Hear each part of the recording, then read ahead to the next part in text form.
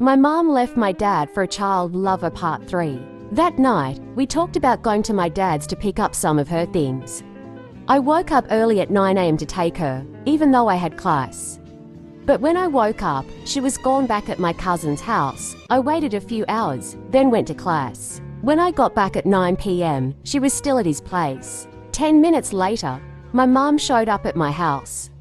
She didn't say anything about the message and just asked to use my phone to call my dad and brother. I said sure. She ended up talking to my dad for 3.5 hours. The next day, we went to my dad's to get some of her clothes. She convinced him to let her stay in the guest bedroom until she could get on her feet. She told him she couldn't afford to stay with me, even though I was only going to charge her $300 a month, and said she'd have to sleep in her car otherwise. She stayed with him for 2 days, and they even tried to work things out.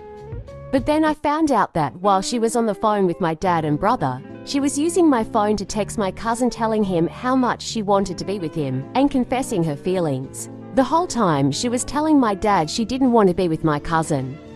She even got a new phone and refused to give my dad her number, saying the only people who had it were my cousin and a work friend. That's when my dad told her to leave for good. Now, she's living with my cousin and hasn't spoken to me or my brother in over a week.